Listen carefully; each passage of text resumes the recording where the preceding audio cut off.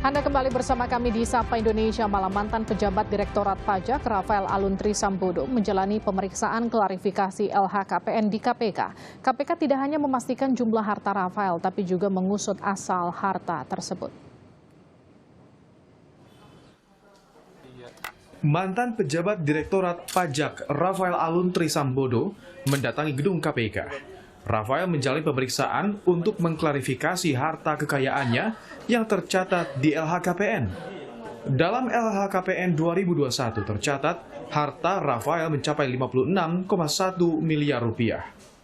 Deputi Pencegahan dan Monitoring KPK Pahala Nainggolan menjelaskan pemeriksaan KPK terhadap harta Rafael tidak hanya memastikan jumlah harta, tapi juga mengusut asal harta tersebut. Jika ditemukan bukti adanya penyimpangan, akan ditindak. Berapapun hartanya silakan aja ditaruh di LHKPN. Nggak ada kesalahan orang kalau punya hartanya tinggi, sepanjang asalnya bisa dipertanggungjawabkan. Nah ini karena orang hartanya besar, kita cari pertanggungjawaban asalnya, gitu ya. Kalau asalnya degratifikasi, pas buktinya ada, pasti kita pindahkan ke teman-teman di penindakan, gitu. Jadi target kita bukan sekedar mengklarifikasi ini hartanya benar apa enggak, tapi asalnya dari mana. Kalau asalnya bisa dipertanggungjawabkan, kalau di LHKPN kan asal harta kan cuma disebut waris, hibah dengan akta, hibah tanpa akta, hasil sendiri. Cuma itu aja. Nah ini yang kita dalam ini sekarang, termasuk laporan PPATK kita baca, mau dia pakai apa gitu, kita baca sekarang. Ya, tapi targetnya sekali lagi bukan hanya meyakinkan bahwa hartanya 51 miliar, tanahnya itu ada semua, lantas yang lainnya oke gitu, enggak gitu. Kita cari asalnya sekarang. Makanya jadi agak lama karena kita cari asalnya, dan ini periodenya panjang ke belakang. PPATK seperti saya bilang 2003 transaksinya udah disebut, walaupun dia belum wajib lapor. Kira-kira itu ya. Terkait kendaraan mewah yang dipamerkan anak Rafael, Pahala Nainggolan menyebut mobil Jeep Rubicon bukan atas nama Rafael. KPK juga menemukan alamat pemilik STNK berada di gang sempit di Jakarta. Itu tim sudah ke lapangan, benar itu memang bukan atas nama yang bersangkutan, STNK dan PKB-nya gitu. Dan kita datangi alamat yang kita punya gitu, itu gang di daerah Mampang sana. Jadi memang orangnya udah pergi, tapi itu alamat di dalam gang. Jadi kita pikir ini tidak mungkin dia punya itu. Tapi barusan diklarifikasi ke yang bersangkutan itu memang bukan atas nama yang bersangkutan, tapi atas nama kakak yang bersangkutan. Jadi dari yang di gang, lantas dia beli, dia jual lagi ke kakaknya. Jadi kita bilang ya sudah, gitu. Kasih unjuk aja dokumennya, nanti dia akan bawakan. Gitu. Itu yang yang Rubicon. Yang Harley Davidson karena nggak ada plat nomornya, kita juga nggak bisa cari kemana-mana. Sebelumnya, Menko Polhukam Mahfud MD meminta agar dugaan pencucian uang Rafael Alun diusut tuntas. Yang tidak sesuai dengan profil pekerjaan yang bersangkutan, yang sejak tahun 2012 saya punya suratnya dari Kejaksaan Agung dan dari PPATK, itu sebenarnya tahun 2013 berdasar surat yang dibuat tahun 2012 dari Kejaksaan Agung. Kemudian 2013 PPATK sudah berkirim surat ke KPK tentang adanya beberapa hal yang diduga pencucian uang dan proses didapat yang tidak sah oleh saudara Alun sebagai orang tuanya. Ini bukan karena kita benci, bukan karena kita dendam, tetapi kita mau menegakkan hukum dan mendidik masyarakat di negeri ini. Harta kekayaan Rafael Alun menjadi sorotan setelah terjadi kasus penganiayaan berat yang dilakukan anaknya Mario Dandi.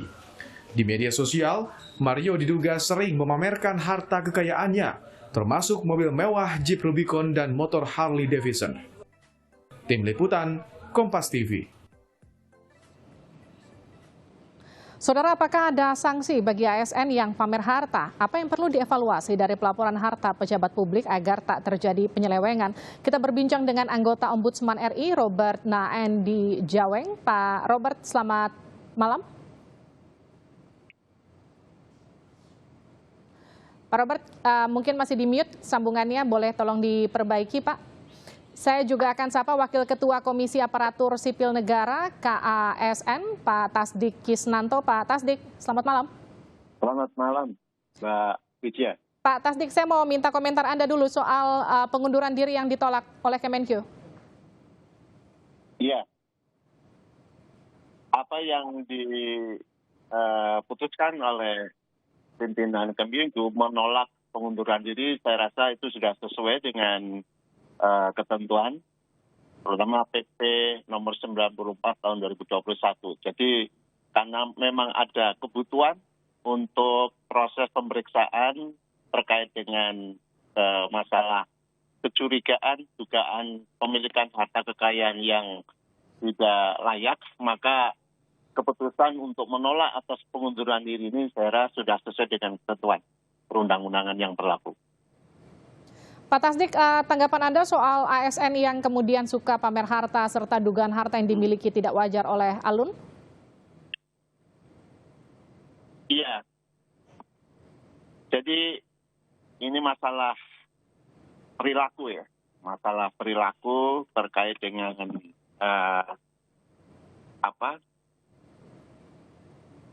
kepemilikan harta, ini tentang pola hidup itu. Memang di dalam aturan yang ada, di dalam peraturan pemerintah maupun di dalam peraturan perundang yang lainnya itu sudah cukup jelas. Kasus harta kekayaan dan gaya hidup yang menyeret pejabat Ditjen Pajak dan Bea Cukai belakangan ini, itu menurut pendapat kami sudah masuk juga merupakan kategori yang pelanggaran kode etik. Oke. Iya, hal tersebut dalam pengawasan nilai dasar kode etik kode perilaku ASN yang diatur di dalam beberapa regulasi terkait dengan nilai dasar dan kode etik perilaku dan disiplin PNS. Di antaranya itu sudah jelas diatur di dalam peraturan pemerintah nomor 42 tahun 2004. Kemudian di mana salah satu ketentuan mengatakan bahwa pasal 10-nya mengatakan bahwa etika dalam bermasyarakat meliputi mewujudkan pola hidup sederhana. Oke. Ini ya. Kemudian di dalam pasal 11-nya juga ditegaskan etika terhadap diri sendiri meliputi penampilan sederhana, rapi dan sebagainya. Jadi iya. Jadi ini yang perlu kita lihat dari sisi etika sebagai seorang ASN yang tentunya dengan aturan tentang etika ini kan sebenarnya dalam rangka untuk menjaga martabat dan kehormatan Korps ASN ini. Jadi kalau ada sikap perilaku yang tidak sesuai dengan ketentuan yang tadi saya sebutkan, saya rasa ini sudah merupakan tunjuk yang jelas pelanggaran terhadap itu dan ada konsekuensi hukumnya yang bisa diberikan kepada yang bersangkutan. Baik, saya ke Pak Robert. Pak Robert sudah bisa mendengar suara saya, Pak?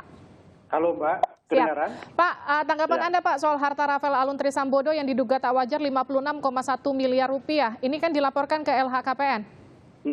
Yang jelas gini Mbak Liti, saya sekarang kan sudah berada dalam mengetahui benar soal birokrasi begitu ya. Ini sudah pasti tidak wajar. Ya. Oke. Setinggi apapun seorang pejabat publik, angka miliaran seperti itu jelas jauh dari bayangan kami saja gitu ya.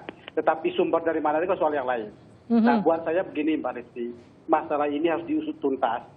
Ya, bukan hanya karena dia seorang ASN, tapi terutama karena dia pejabat publik. Seorang pejabat publik itu harus menempatkan integritas itu sebagai mahkota. Kenapa sebagai mahkota? Karena dia menjadi teladan bagi bawahannya. Ketika mahkotanya runtuh, maka ke bawahnya akan runtuh semua. Jadi taruhan dari masalah ini adalah soal kredibilitas internal institusi Kementerian Keuangan, khususnya Dirjen Pajak. Tetapi juga jangan lupa, Dirjen Pajak ini adalah dirjen yang sangat strategis, dirjen pelayanan publik, lewat pemungutan pajak. Jantung dari suatu pelayanan publik itu kepercayaan publik. Jika publik tidak percaya, ada distrust dari publik terhadap kementerian ini, maka saya kira memang harus dimitigasi risikonya agar tidak kemudian terjadi hal-hal yang tidak kita inginkan, termasuk orang tidak lagi membayar pajak misalnya. Maka saya kira tindakan yang sangat penting yang dilakukan oleh Kementerian Keuangan selain yang jangka pendek, memadam kebakaran dalam artian kasusnya ini harus selesai, tapi juga perbaikan sistemik jangka panjang. Pak Robert, saya izin jeda sejenak Pak Tasdik juga untuk kumandangkan azan maghrib untuk wilayah Jakarta dan sekitarnya. Selamat menunaikan ibadah sholat maghrib untuk Anda yang berada di wilayah Jakarta dan sekitarnya. Apa yang perlu dievaluasi dari pelaporan harta pejabat publik agar tak terjadi penyelewengan? Masih bersama kami, anggota Ombudsman RI Robert Naendi Jaweng, serta Wakil Ketua Komisi Aparatur Sipil Negara KASN Tasdik Isnanto. Pak Robert lagi, artinya evaluasinya mulai dari mana? Karena jelas kasus ini kemudian mencoreng citra pajak karena ketika momentumnya bertepatan dengan lapor pajak yang harusnya dilakukan masyarakat, kemudian muncul berbagai asumsi ngapain kita lapor pajak kalau ternyata pajak kita juga masih mungkin untuk diselewengkan. Ya, evaluasinya tentu harus komprehensif ya untuk menjawab pertanyaan sederhana ini, Pak Livi. Apakah kasus ini adalah kasus yang sangat terbatas, kasus tunggal bahkan, atau jangan-jangan ini hanya puncak dari gunung es. Jangan-jangan ini membuka kotak Pandora di mana di dalamnya masih ada lagi yang perlu untuk didalami, gitu kan? Termasuk para pejabat yang lain, gitu. Nah, ini yang penting untuk dijawab kepada masyarakat untuk memunculkan lagi trust, kepercayaan yang ada. Kalau saya Menteri Keuangan, maka saya kira langkah yang sudah diambil itu adalah dengan menyerahkan kepada inspektorat. Tetapi pastikan bahwa inspektorat itu tidak hanya bekerja atas kasus tunggal yang terjadi, tapi melihat kaitan kemana-mana, karena saya yakin Mbak Liti, yang seperti ini tidak dilakukan oleh orang perorangan. Ini membutuhkan kerja bersama beberapa pihak, gitu ya, tanpa mendahului asas praduga tak bersalah, tetapi rasa-rasanya tiap hal yang terkait dengan tindakan yang mengarah ke pidana korupsi itu pasti tidak mungkin dilakukan secara tunggal. Ada kaitan mengait dengan yang lain-lain. Itu yang perlu dilakukan sehingga pemeriksaannya itu harus komprehensif dari atas sampai kepada jajaran di lapangan. Pemeriksaannya harus komprehensif. Ini saya tanyakan ke Pak Tasdik. Pak Tasdik, kalau kemudian ada satu pihak melihat ini dinilai tidak wajar, hartanya 56,1 miliar rupiah. Tapi satu sisi lagi, kalau memang betul-betul tidak wajar, buat apa dilaporkan ke LHKPN sebesar itu, 56,1 miliar rupiah. Dan memangnya salah kalau ASN itu kaya, tanda kutipnya, dengan punya harta sebesar itu, meskipun dinilai tidak wajar. Menurut Anda, Pak Tasdik? Iya, saya rasa saya sangat setuju dengan apa yang dikatakan dari Pak KPK tadi, bahwa masalahnya bukan soal besarannya, ya, tetapi sebenarnya yang lebih penting lagi adalah sumbernya itu dari mana, dari mana asal usul dari harta ini. Itu yang penting untuk diungkap terkait dengan masalah tadi, jumlah harta yang dimiliki oleh saudara Rafael yang dinilai tidak wajar, tidak layak sebagai seorang ASN.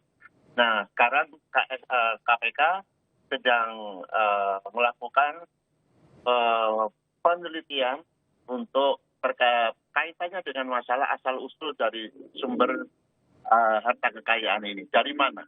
Dengan cara apa itu diperoleh? Dan ini juga pada momen ini kita juga harus bisa menarik satu hikmah dari kasus ini. Jangan-jangan seperti yang tadi disampaikan oleh Pak Andi Jaweng bahwa jangan-jangan ini adalah masalah yang ada di permukaan. Jangan-jangan ini perlu dikembangkan, perlu diteliti seberapa jauh masalah ini terkait dengan yang lain-lain. Nah, ini juga penting untuk diperhatikan. Jadi jangan sampai kemudian membuka kotak Pandora, ternyata banyak juga masalah-masalah serupa yang ada di dalam, begitu ya? Iya, betul. Jadi memang harus begitu, dan ke depan bagaimana upaya yang harus diperbaiki dalam sistem pengawasan internal, supaya ke depan bisa tercegah dari kejadian-kejadian kasus-kasus seperti ini. Saya ke Pak Robert. Pak Robert, lapor LHKPN aja cukup? Karena kan kalau lapor LHKPN itu kan sanksinya hanya administratif, tidak ada sanksi pidana, kecuali memang setelah diusut ditemukan ada dugaan pencucian uang dan terbukti dan segala macam unsur korupsi mungkin di dalamnya. Ya, laporan itu sendiri adalah proses administratif biasa sebenarnya, Pak Alifi ya. Tetapi disitulah dituntut kejujuran, integritas seorang pejabat. Tetapi bila kemudian ternyata kan KPK tidak hanya kemudian mendiamkan saja laporan yang ada, pasti juga akan dilakukan berbagai upaya untuk menindaklanjuti jika ditemukan tidak saja jumlah kekayaan yang fantastis, tetapi juga ada kecurigaan terhadap asal-usul tadi, maka saya kira KPK itu pasti punya cara untuk mengembangkan ke hal-hal yang mungkin sifatnya ke penindakan. Gitu. Jadi memang administratif dan tidak ada sanksi bahkan begitu. Tetapi ini kan adalah dokumen dasar, bahan dasar bagi KPK untuk dikembangkan ke yang lain-lain. Dan saya kira itulah yang terjadi dengan beberapa upaya penindakan yang terjadi selama ini, termasuk yang OTT juga. Baik, terima kasih Pak Robert Andi Jaweng dan juga terima kasih juga Pak Tasdik telah bergabung bersama kami di Sapa Indonesia Malam.